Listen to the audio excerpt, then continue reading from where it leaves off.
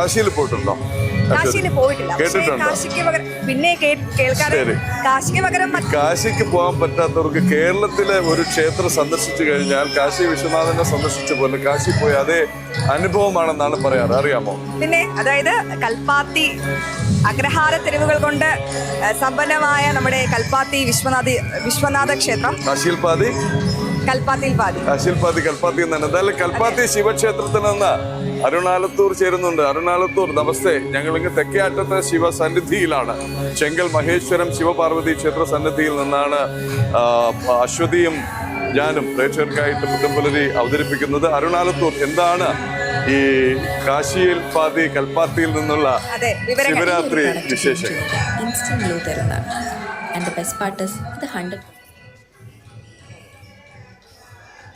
Pradeep G, Aswathy നമസ്തേ. ഏതായാലും മഹാശിവരാത്രി ദിവസം പാലക്കാട് ജില്ലയിലുള്ള ശിവക്ഷേത്രങ്ങളിലൊക്കെ വലിയ തിരക്ക് അനുഭവപ്പെടുന്നു. നേരത്തെ പറഞ്ഞതുപോലെ ഞാൻ നിൽക്കുന്നത് കൽപ്പാത്തിയിലാണ്. കൽപ്പാത്തിയിലെ വിശാലാക്ഷി സമേത വിശ്വനാഥ സ്വാമി ക്ഷേത്രത്തിലാണ് ഞാൻ നിൽക്കുന്നത്. എനിക്ക് പുറകിലായിട്ട് ക്ഷേത്രം കാണാൻ സാധിക്കും. ക്ഷേത്രത്തിൽ ഇപ്പോൾ പുനരുദ്ധാരണ പ്രവർത്തനങ്ങൾ പുരോഗമിച്ചുകൊണ്ടിരിക്കുകയാണ്.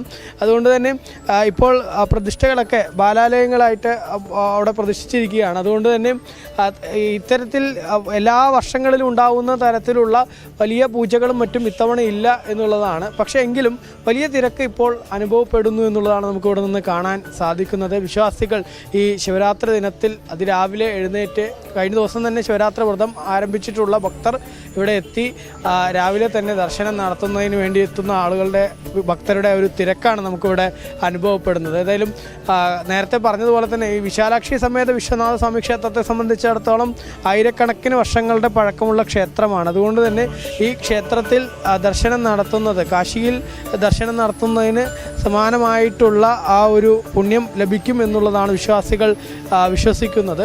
ഈ ക്ഷേത്രം അതിൻ്റെ ഒരു ഉൽപ്പത്തിയൊക്കെ നമ്മൾ പരിശോധിക്കുന്ന സമയത്ത് ആയിരക്കണക്കിന് വർഷങ്ങൾക്ക് മുൻപ് കാശിയിൽ ദർശനത്തിന് പോയ ഒരു പാർട്ടി അവർ ഒരു ജ്യോതിർലിംഗം കൊണ്ടുവന്ന് ഇവിടെ പ്രതിഷ്ഠിച്ചു എന്നുള്ളതാണ് ഇതിന് പുറകിലുള്ള വിശ്വാസം എന്നുള്ളതാണ്.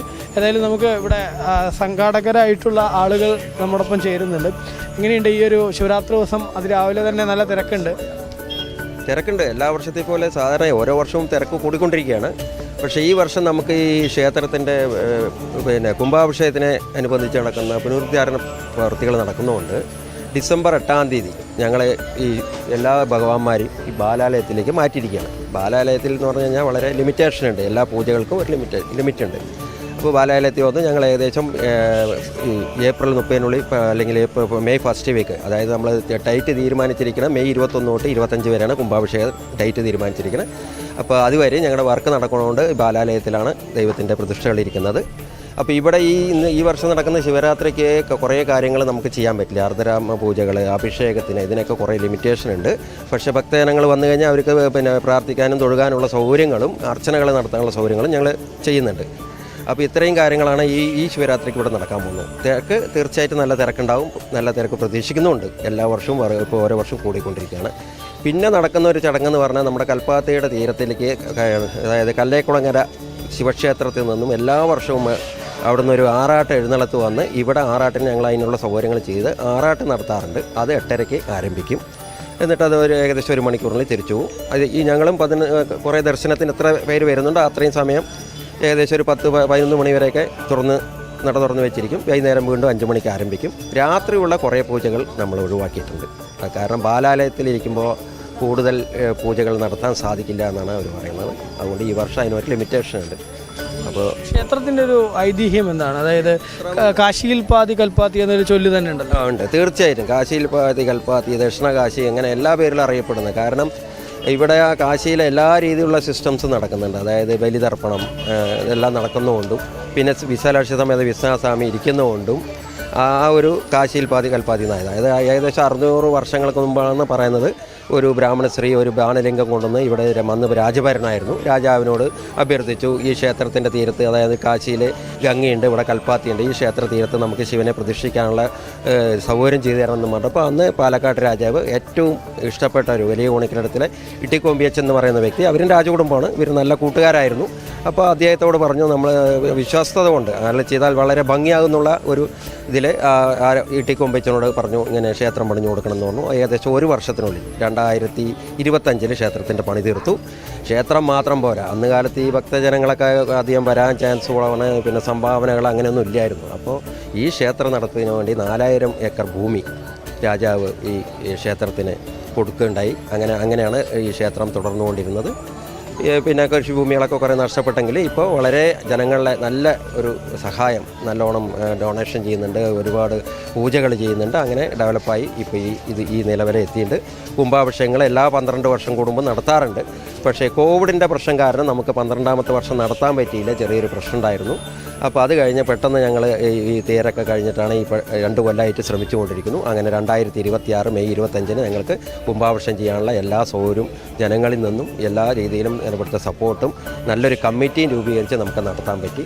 തീർച്ചയായും ഈ പറയുന്ന മെയ് 21 തൊട്ട് 25 ഞങ്ങൾ കുംഭാഭിഷേകത്തിൻ്റെ കാര്യങ്ങൾ നടത്തും. അങ്ങനെയാണ്. ഏതായാലും പുനരുദ്ധാരണ പ്രവർത്തനങ്ങൾ ഈ കൽപ്പാത്തിയിൽ വിശാലാക്ഷി സമേത വിശ്വനാഥ സ്വാമി ക്ഷേത്രത്തിൽ നടക്കുന്നുണ്ട്. അതുകൊണ്ട് തന്നെ അതിൻ്റെ നിർമ്മാണ പ്രവർത്തനങ്ങളൊക്കെ ഒരു വശത്ത് ഇങ്ങനെ പുരോഗമിച്ചുകൊണ്ടിരിക്കുന്ന സാഹചര്യത്തിൽ കൂടെയാണ് ബാലാലയങ്ങളിലാണ് ദേവീദേവന്മാരുടെ പ്രതിഷ്ഠ ഇപ്പോൾ ഉള്ളത് എന്നുള്ളതാണ്. ഏതായാലും കൽപ്പാത്തിയിൽ നമുക്കറിയാം, കേരളത്തിലെ ഏറ്റവും പ്രസിദ്ധമായിട്ടുള്ള രഥോത്സവം നടക്കുന്ന ഭൂമിയാണ് കൽപ്പാത്തി. ആ രഥോത്സവം നടക്കുന്ന ഈ കൽപ്പാത്തിയിലെ ഭൂമിയിൽ ഈ ശിവരാത്രി ദിനത്തിലും ഏതായാലും വിവിധ പൂജകളും ചടങ്ങുകളും ഒക്കെ പുരോഗമിച്ചുകൊണ്ടിരിക്കുകയാണ്. നേരത്തെ പറഞ്ഞതുപോലെ ബാലാലയങ്ങളിലായതുകൊണ്ട് തന്നെ എല്ലാ വർഷവും ഉണ്ടാകുന്ന തരത്തിലുള്ള പൂജകളും കർമ്മങ്ങളൊന്നും ഇല്ല.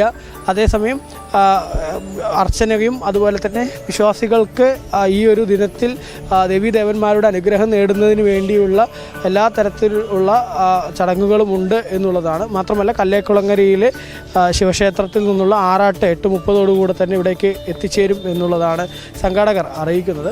ഒപ്പം പാലക്കാട് ജില്ലയിലെ മറ്റ് വിവിധ ശിവക്ഷേത്രങ്ങളിലും വലിയ തിരക്ക് രാവിലെ മുതൽ തന്നെ അനുഭവപ്പെടുന്നുണ്ട്. അതിലേറ്റവും പ്രധാനമായിട്ട് പാടിയിലെ മല്ലീശ്വര ക്ഷേത്രമാണ്. മല്ലീശ്വര ക്ഷേത്രത്തെ സംബന്ധിച്ചിടത്തോളം വളരെ പ്രധാനപ്പെട്ട ക്ഷേത്രമാണ്. കാരണം വനവാസി ജനങ്ങൾ അവിടെ നമ്മൾ ശബരിമലയിലേക്കൊക്കെ മാലയിടുന്നത് പോലെ മാലയിട്ട് വ്രതം നോറ്റ് ഏകദേശം 2 ആഴ്ച കാലത്ത് വ്രതം അനുഷ്ഠിച്ച വനവാസി ജനങ്ങൾ, അവരെ മലപൂജാരിമാർ എന്നാണ് പറയാറ്. ആ മലപൂജാരിമാർ അട്ടപ്പാടിയിലെ മല്ലീശ്വര ക്ഷേത്രത്തിൽ നിന്നും ഒരു തിരി കെട്ടും. ആ തിരിയുമായി അവർ ആലത്തൂർ കൽപ്പാത്തി വിശ്വനാഥന്റെ വിശേഷം മാത്രമല്ല, വളരെ ശ്രദ്ധേയമായി സൂചിപ്പിച്ചത് അട്ടപ്പാടിയിലെ പ്രശസ്തമായ ക്ഷേത്രമാണ്. അട്ടപ്പാടി വളരെയധികം പ്രത്യേകതകളുള്ള ക്ഷേത്രമാണ്. വനവാസികൾക്കാണ് അവിടുത്തെ ക്ഷേത്രത്തിന്റെ ചുമതല, പൂജയുടെ എല്ലാ അവകാശവും വനവാസികൾക്കാണ്. മല്ലീശ്വരൻ മുടി എന്നാണ് അറിയപ്പെടുന്നത് തന്നെ അട്ടപ്പാടിയിലെ മല്ലീശ്വരൻ മുടി. ശിവരാത്രി ദിവസത്തിൽ ഈ ക്ഷേത്രത്തിൽ നടക്കുന്ന പൂജകൾക്ക് ശേഷം വനത്തിനുള്ളിൽ മലമുകളിൽ ചില പൂജകളുണ്ട്. അവിടേക്ക് നമുക്ക് ആർക്കും പ്രവേശനമില്ല. ഒപ്പം ഇവർക്ക് കാവലായി പോകുന്ന ഈ നമ്മുടെ വനം വകുപ്പിന്റെ കമാൻഡോസ്, വനം വകുപ്പിന്റെ ടാസ്ക് ഫോഴ്സ്, പോലീസും അടക്കമുള്ളവർ 10 ചുവട് താഴെ മാറി നിൽക്കും. ഇവർ ആ ക്ഷേത്രത്തിനുള്ളിൽ, ഈ വനത്തിനുള്ളിലെ മലമുകളിലെ സങ്കല്പം അവിടെ പോയി പൂജ ചെയ്യുമ്പോൾ നമുക്ക് ആർക്കും അവിടെ പ്രവേശനമില്ല.